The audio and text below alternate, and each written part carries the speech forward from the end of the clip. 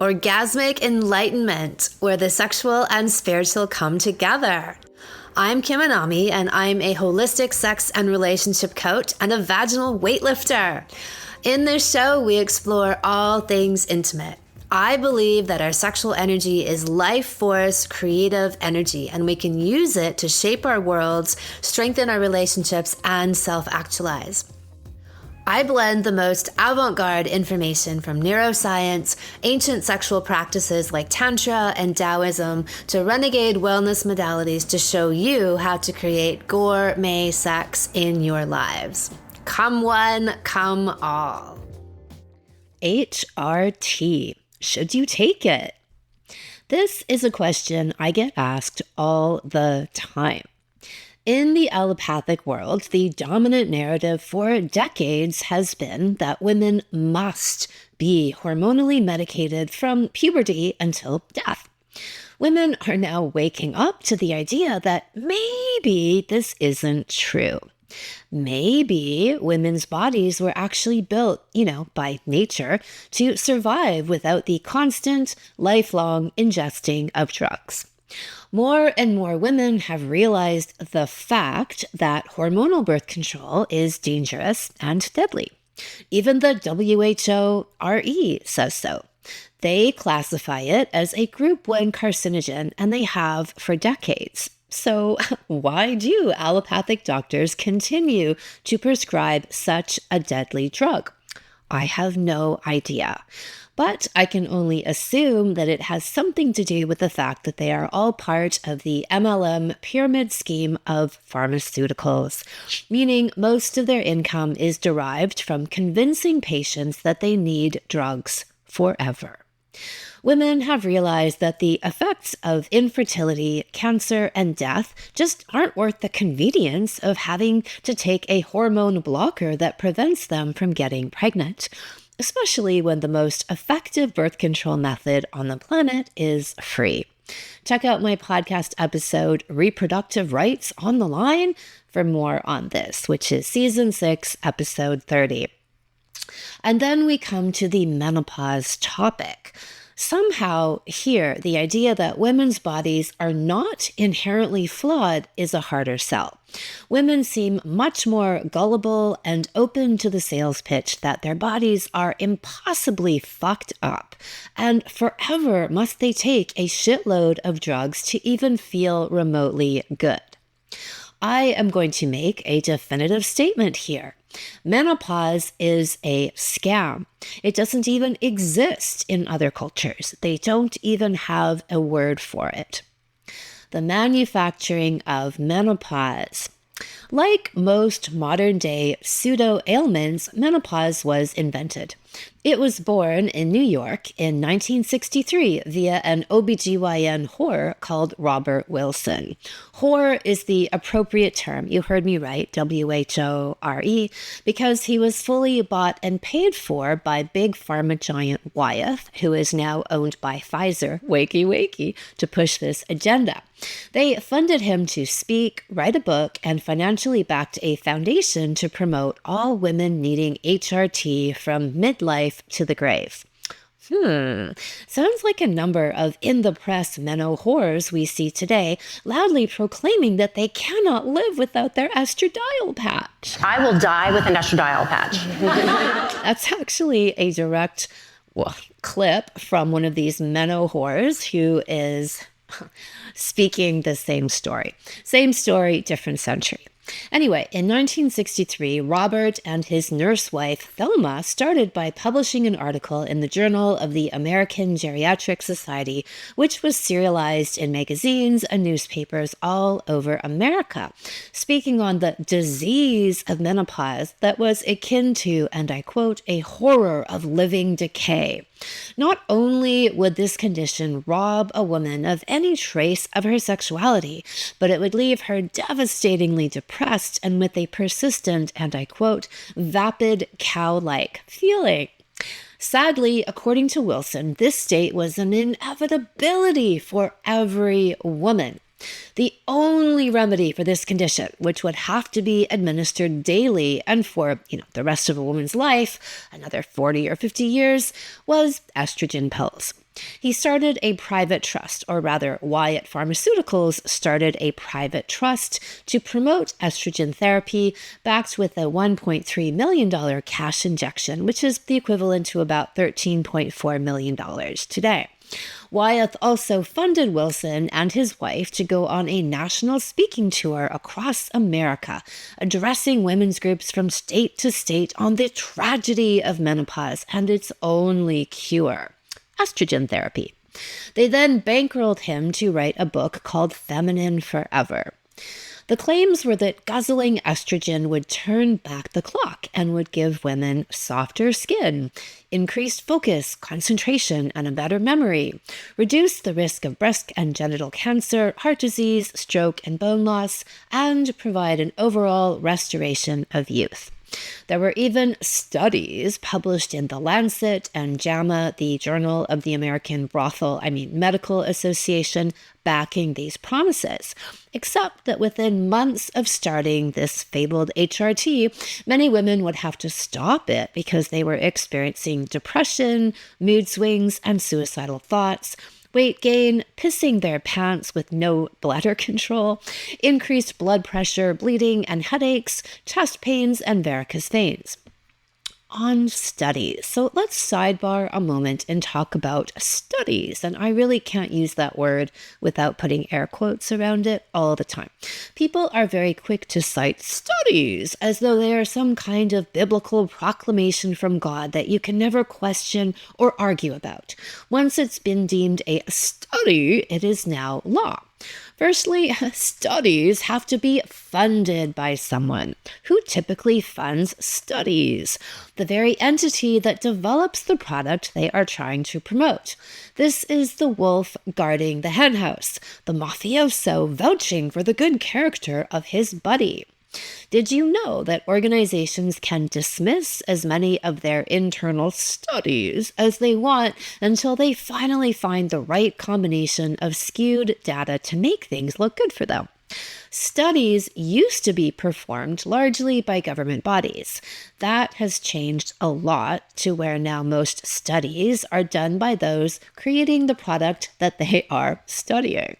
In 2003, both the JAMA and the British Medical Journal published the results of investigations showing that when a study was funded by a company with a stake in the outcome, it was 3.6 to 4 times more likely to show positive results.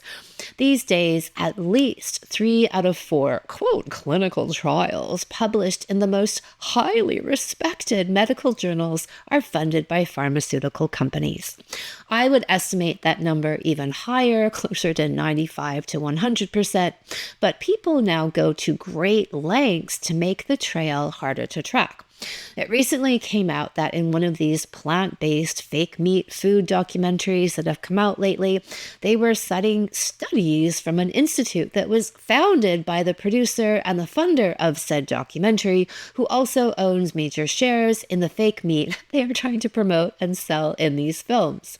But if you just take someone's word for it that there are studies saying this, then you would just believe these things to be fact.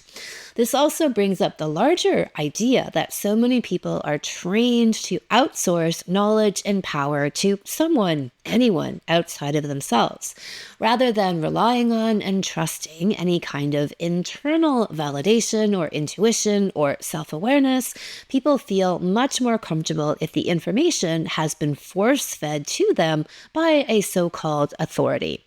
So, my point is that most studies don't mean shit. The only studies I might take interest in are the ones that don't have direct financial backing by the interests that they magically come out in favor of supporting. Like the study that shows eating semen is good for you and it's a natural antidepressant. I love that study. It's one of my favorites. Clearly not funded by any kind of pharmaceutical group. This was done at the University of Albany in New York by our Lord and Savior, Gordon Gallup. We can trust studies like that. But Even so, I already trusted my body telling me that it was very, very happy when I ingested cum. It made me feel good and it got all my creative juices flowing. Having the study is a lovely validation, but also irrelevant. I like to mention that study because it's fucking amazing. And I know that some people still believe in science, but it wasn't necessary to convince me. My brain and body already knew the truth. All right, so let's come back to menopause and the studies. So I guess after so many women were feeling atrocious on these so-called life-saving hormones, someone must have done some due diligence and conducted some actually legitimate studies. By 2002, every single sales benefit that had been promoted for estro pills had been negated, except for one on bone loss.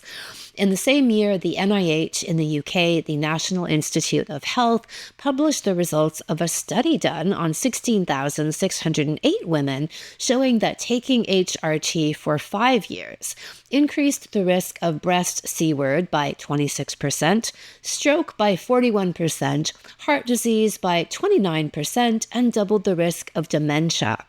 Hello, pyramid scheme.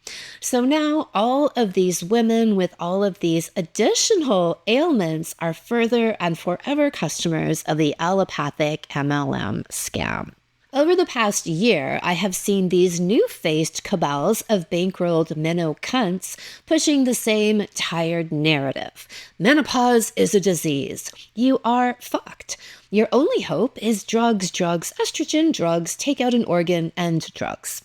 I am going to tell you right now that every single one of these women is under-fucked.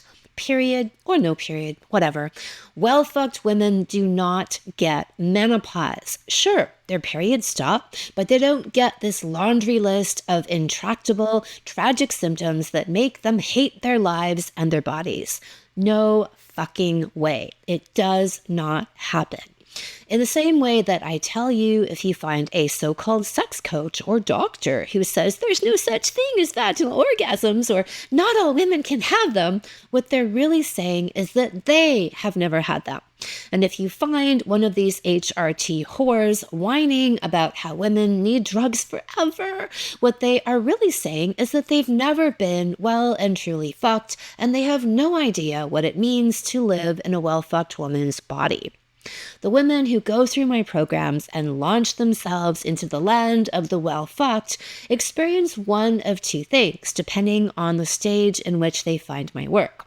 One, they sail through so-called menopause with nary a blip on the radar. This would be women who find me prior to menopause or during what I guess they call perimenopause or whatever made-up fucking names they come up with for this shit. Number two, women who come into my work having had symptoms such as lack of lubrication or hot flashes, feeling listless and depressed. And as they become well fucked, those symptoms magically disappear. This is a quote from a woman, Michelle. She was in our Ass Fucked Across Alabama episode, which is season 6, episode 21. Well fucked all-stars. I am a 61-year-old woman thinking of lube. Let me tell you something right now. There was always a gallon of it by our bed. And now, I mean, all I have to do is talk to him on the telephone and I stand up and there's like, I'm dripping down to my knees and I'm like, what the fuck is that? I mean, it is absolutely amazing. So no, I don't need lube. We started having like 1-2 hour blowjob sessions and I'm loving it. I'm dripping on the bed because now I'm 61. And I'm telling you, it's never too late to go grab it. You know, if you haven't ever had it, go see if you can get it because it's worth it. I don't even think for 1 minute now that my life, oh my God, it's over. I mean, I used to think that it was very sad. What are you doing? You're a fool. You're 60 years old. This is insane. Your life is over. Oh, hell no, it's not either. It's not over. It's just the beginning. This is normal. This is what needs to be normalized. And in Anami land, it is. So here are the 6 root causes of women having symptoms. Number 1, being underfucked. As I've said, the women I've worked with who have been sexually awake and alive as they go through this so-called transition do not experience any of these supposed symptoms, not a one. So here is some science for you. My assertion is that your sex hormones are your master hormones. Do I have any studies to back this up? No, not a one. But I do have tens of thousands of women who have gone through my programs, and I see the same results repeated over and over again. So I have a shit ton of clinical and anecdotal evidence. I just haven't funded my own study to publish it. Based on these tens of thousands of women and watching them be underfucked and suffer through menopause and have all of the requisite symptoms and tragic experiences, and then watching women who are well fucked and seeing them glide through orgasming and blowjobbing their way all over the house, I make the definitive proclamation that it is being well fucked for the win. For clarity, let's define what does it mean to be underfucked and well-fucked in this context. An underfucked woman is out of touch with her sexual energy and self, likely not having any orgasms or just having clitoral orgasms. She does not have vaginal orgasms, that is G-spot, squirting, or cervical, or if she does, they aren't a steady part of her diet. Her vagina is weak and numb. She is dissociated from it and therefore thinks that clitoral orgasms are just fine because she and her vagina don't know what they don't know. She is not having regular sex, and by this I would say a minimum of 3 to 4 times a week, and ideally more. If she does have a partner, she's typically estranged from him in some way, meaning there are barriers between them and the connection feels rote, monotonous, and perfunctory. So they might even be having sex and even a fair amount of sex, but it's in the realm of what I would call junk food sex versus the anomie gold standard of gourmet sex. It's quick, it gets to the point, and it isn't satisfying on a deeper level. If she's single, she doesn't have a regular self-pleasuring or jade egg routine. Her reproductive organs and sexual self are in atrophy. She has not cleared her sexual blocks.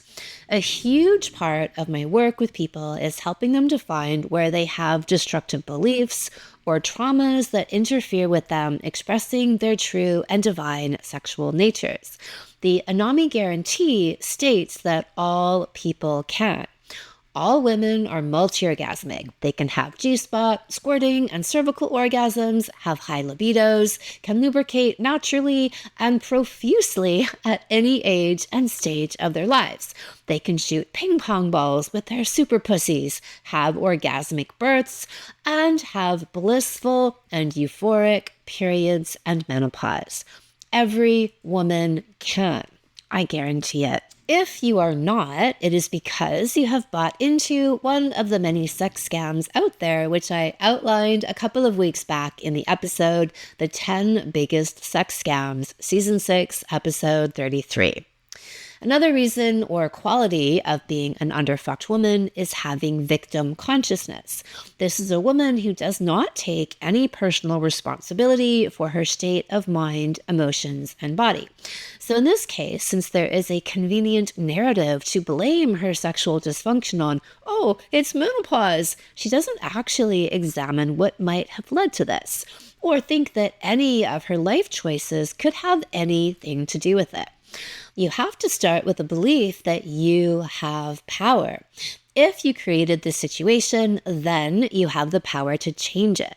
But if it is some random act of the gods that has cursed you, then you are at the mercy of whoever or whatever to heal it, or not. I prefer to act from the place that says, on some level, I have created this, and therefore I have the power to heal it. By contrast, a well-fucked woman is the total opposite of all of this. She fully owns and embraces her sexual energy and self. She doesn't give a fuck what other people think of her. She's not trying not to care, she just doesn't care. She's wildly and daily multi-orgasmic.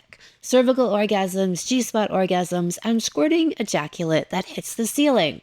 She has a kung fu vagina.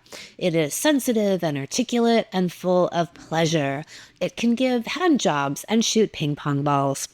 She knows that her sexual energy is her power and fuel source. Whether she is single or coupled, she's having regular, life-changing, God-seeing sex with her partner or herself. Because, yes, you can be single and epically well fucked. She lives the Anami way of life of conscious growth and evolution, always looking to optimize her life and self, growing into better versions of who she is. She is a force to be reckoned with. She knows she is radically responsible for her own reality, and she creates it daily, fucking it into being with her magical vagina. Root cause number 2, stress and adrenal fatigue and the pregnenolone steal. This is a phenomenon that happens when a woman is chronically stressed. Her cortisol and adrenaline levels are elevated ongoing. Her body is working to produce these emergency response hormones all the time, rather than just in short bursts when they are critically needed. Since these levels are always high, the body is essentially stealing from other hormone production pathways, primarily and especially sex hormones, to make up the difference.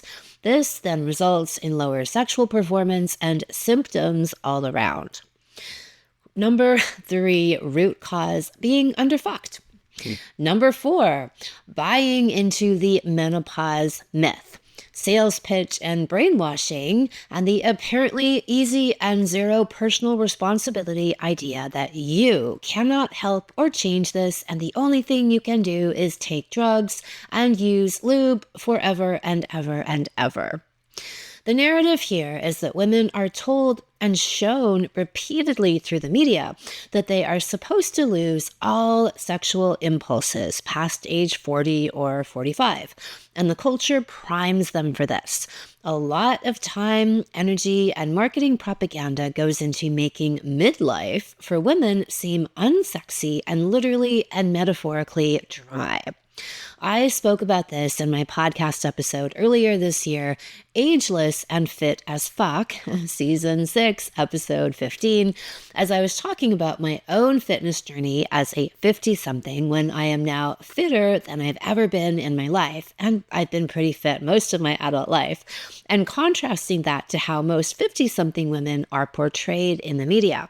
I spoke about the pathetic resurrection of the Sex and the City TV show, which featured our previously once very sexual and ultra-fuckable heroines, now in various states of dementia, getting hip replacements, and having strokes at the ripe old age of 50. This is not my 50. This was an example of 50 is the new 80. What I live by is 80 is the new 50. If you look at TV shows like The Golden Girls, which I've never watched before, but I'm aware of it, I thought that these women were all in their 70s and 80s. I looked it up and only one of them was in her 80s. The rest of these bitches were in their 50s, but they show them as being these blue-haired, cardigan-wearing, asexual grandmothers. Since I've never watched the show before, I don't know if these ladies get any action, but from the looks of them, if they do, it's in spite of what they look like because they are all advertisements for ultra unfuckability.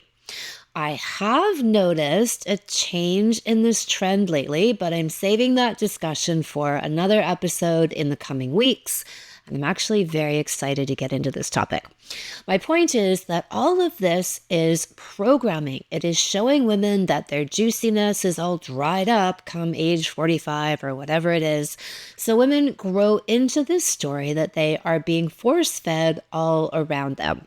So there's this overarching idea of women being finished as sexual beings after a certain age. And then there is an accompanying laundry list of symptoms women are told go along with this.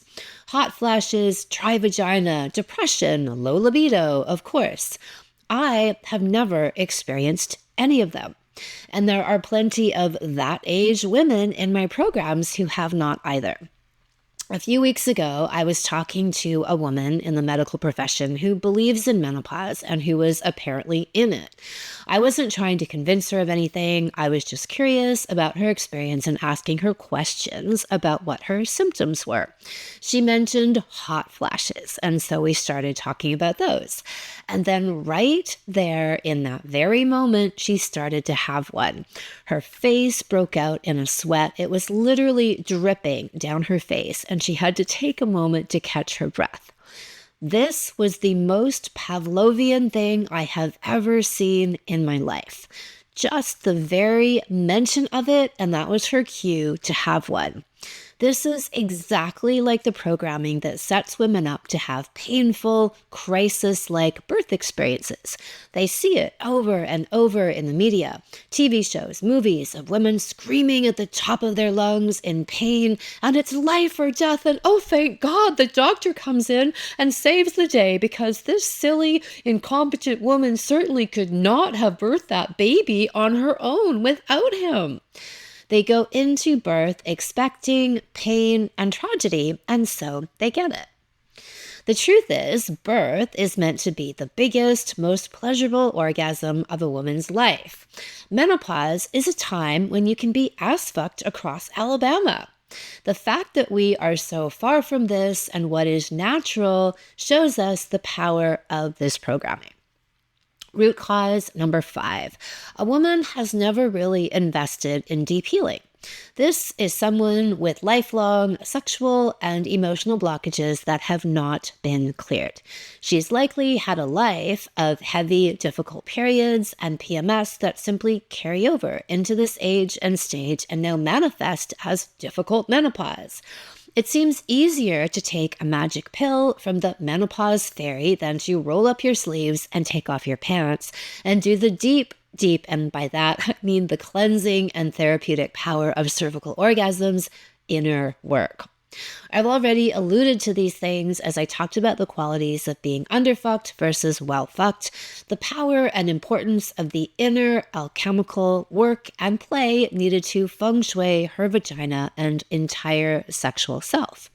Without consciously removing these blockages and debris that mar the path, you will not unblock that flow. The great news is that you can actually do this through your vagina and through your deeper vaginal orgasms. Yes, your vagina and orgasms can heal you.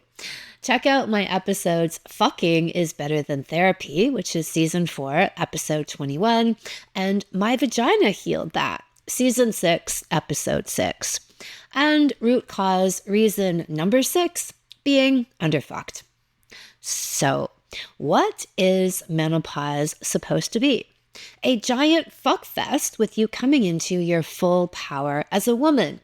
The pinnacle of your creative achievements coming to fruition. You at your most confident best, not giving a fuck what anyone thinks, and being wildly self-confident.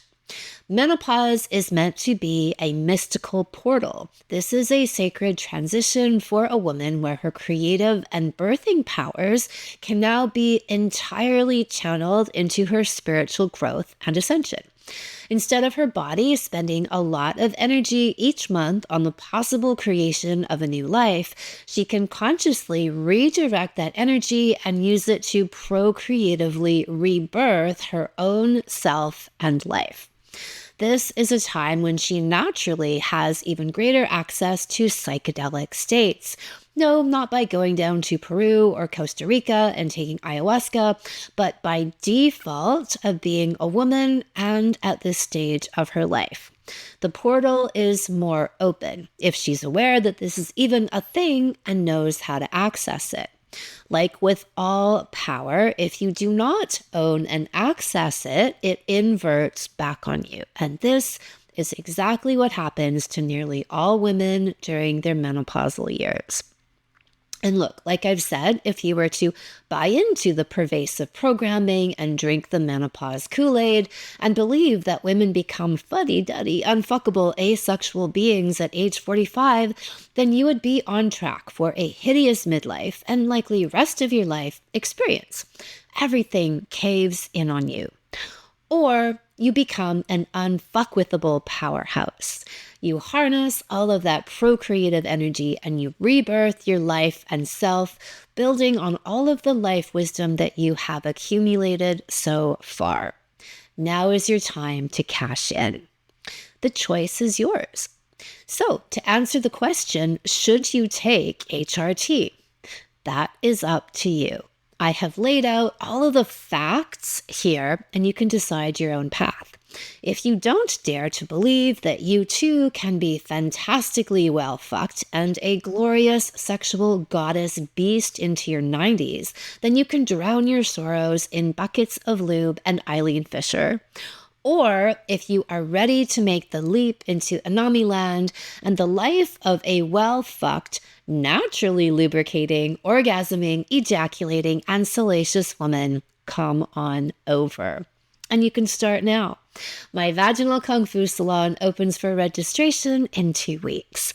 In my legendary 10-week online salon, you will learn to master all things vaginal and sexual, including and especially how to live an HRT-free life and be wetter and more libidinous than ever, how to supercharge your pussy with a jade egg vaginal weightlifting practice, self-pleasuring and yoni massage techniques to denumb and awaken your vagina, how to clear decades-old blocks that prevent you from expressing your true sexual nature and self, and how to use all of your sexual, orgasmic, and procreative energy to turn yourself into a sexual and creative genius.